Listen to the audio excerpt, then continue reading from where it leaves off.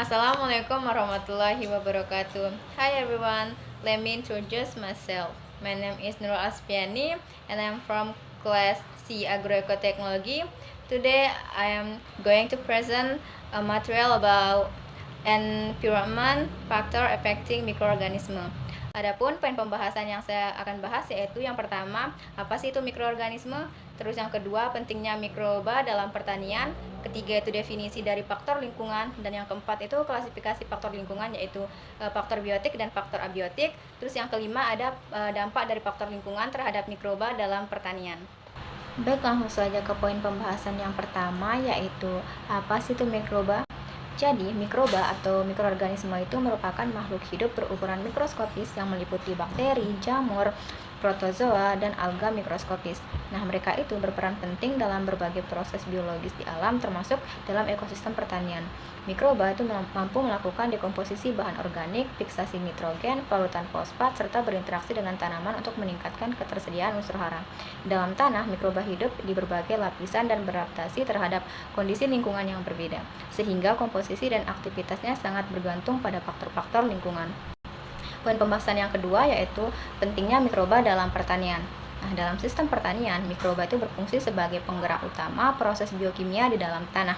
Mikroba tanah seperti rhizobium itu berperan dalam penambatan nitrogen dari atmosfer, sedangkan trichoderma itu berfungsi sebagai agen pengendali hayati terhadap patogen tanaman.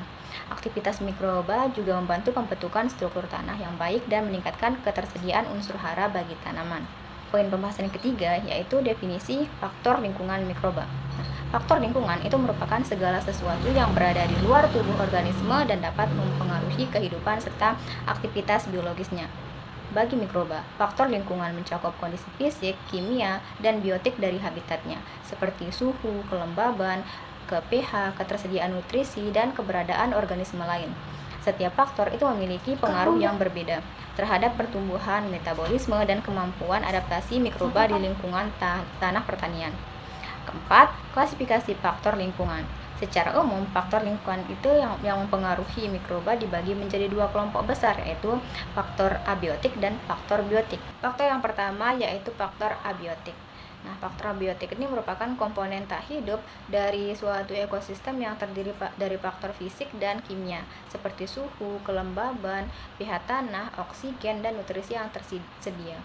Faktor abiotik yang pertama yaitu suhu. Jadi, suhu itu merupakan faktor lingkungan yang paling berpengaruh terhadap aktivitas mikroba. Setiap jenis mikroba itu memiliki kisaran suhu pertumbuhan tertentu yang meliputi suhu minimum, optimum, dan maksimum. Jadi, suhu minimum itu merupakan suhu terendah yang masih memungkinkan mikroba untuk hidup. Nah, kalau yang suhu optimum itu suhu terbaik bagi pertumbuhan. Yang ketiga itu suhu maksimum, itu suhu tertinggi di mana mikroba masih dapat bertahan hidup. Berdasarkan kisaran suhu pertumbuhannya, mikroba itu dikelompokkan menjadi siklofil atau kriofil, yaitu hidup optimal pada suhu 0 sampai 30 derajat Celcius dengan suhu optimum sekitar 15 derajat Celcius. Contohnya bakteri laut. Yang kedua ada mesofil, yaitu kelompok mikroba umum tanah yang hidup optimal pada suhu 25 sampai 37 derajat. Contohnya rhizobium. Yang ketiga yaitu termofil, tahan hidup pada suhu tinggi 50 sampai 75 derajat Celcius. Contohnya bacillus. Faktor abiotik yang kedua yaitu kandungan air atau kelengasan. Air merupakan komponen penting bagi kehidupan mikroba karena menjadi medium bagi reaksi biokimia di dalam sel. Nah, mikroba itu memerlukan air bebas untuk tumbuh. Kelembaban tanah yang tinggi itu mendukung aktivitas mikroba dekomposer, sedangkan kekeringan akan menekan pertumbuhannya. Namun, pada beberapa mikroba itu membentuk spora, konidia, dan atau kista untuk bertahan pada kondisi kering. Oleh karena itu, pengaturan kelengasan tanah menjadi faktor penting dalam menjaga keseimbangan populasi mikroba pertanian. Faktor abiotik yang ketiga yaitu tekanan osmose. Nah, tekanan osmotik itu berkaitan erat dengan keseimbangan air antara sel dan lingkungannya. Jika mikroba berada pada larutan hipertonis atau konsentrasi zat terlarut lebih tinggi di luar sel, itu air akan keluar dari sel sehingga menyebabkan plasmolisis atau penyusutan sel. Sebaliknya, pada larutan hipotonis atau konsentrasi zat terlarut lebih rendah di luar sel, itu air akan masuk ke dalam sel dan dapat menyebabkan plasmoptosis atau pecahnya sel. Berdasarkan kemampuan adaptasinya terhadap tekanan osmose, mikroba itu dibedakan menjadi mikroba osmofil, yaitu mampu tumbuh pada kadar gula tinggi lebih dari 65%, terus mikroba halofil, yaitu mampu hidup pada kadar garam tinggi, misalnya halobacterium, dan mikroba halodurik, yaitu tahan terhadap garam tinggi tetapi tidak dapat tumbuh di dalamnya. Faktor abiotik selanjutnya yaitu ion-ion dan listrik yang meliputi pH atau kadar ion hidrogen, kedua buffer, 3 ion logam berat, terus listrik, radiasi, serta tegangan muka. Faktor yang kedua yaitu faktor biotik. Faktor biotik merupakan semua organisme hidup dalam suatu ekosistem seperti tumbuhan, hewan, dan mikroorganisme. Adapun faktor-faktor biotik yaitu yang pertama, interaksi dalam suatu populasi mikroba. Dalam suatu populasi mikroba yang sama terjadi interaksi positif maupun negatif. Interaksi positif itu disebut kooperasi, di mana keberadaan mikroba lain dapat mempercepat pertumbuhan, misalnya pembentukan koloni. Sedangkan interaksi negatif itu disebut kompetisi, yaitu peningkatan kepadatan populasi yang menyebabkan penurunan laju pertumbuhan akibat keterbatasan nutrien atau akumulasi zat toksik. Faktor biotik yang kedua yaitu interaksi antara berbagai populasi mikroba.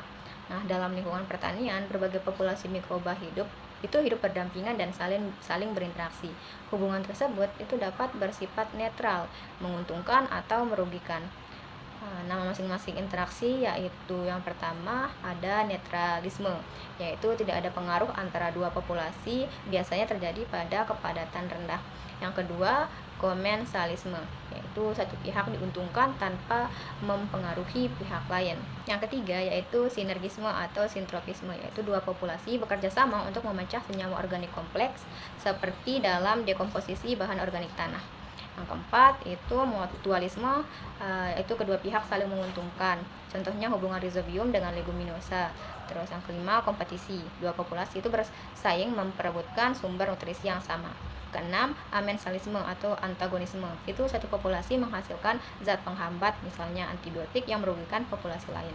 Contohnya penicillium menghasilkan penicillin. Keenam itu parasitisme, itu satu organisme parasit hidup pada organisme lain, inang dan merugikannya. 7. Predasi, yaitu satu organisme memangsa yang lain seperti protozoa didinium yang memakan paramecium. Selanjutnya, dampak lingkungan terhadap mikroba dalam pertanian. Faktor lingkungan itu berperan besar terhadap aktivitas mikroba tanah. Misalnya, suhu dan kelembaban itu menentukan laju dekomposisi bahan organik, sedangkan pH itu mempengaruhi ketersediaan unsur hara dan populasi mikroba pelarut fosfat. Pada kondisi optimal, mikroba seperti rhizobium dan jamur mycorrhiza itu dapat meningkatkan kesuburan tanah dan produktivitas tanaman. Sebaliknya, pada kondisi lingkungan yang ekstrim itu dapat memicu pertumbuhan patogen tanaman seperti Fusarium. Mungkin hanya itu yang dapat saya sampaikan. I hope this presentation will help us understand how different environmental conditions can influence microbial growth and activity. Thank you for your attention. Bye-bye.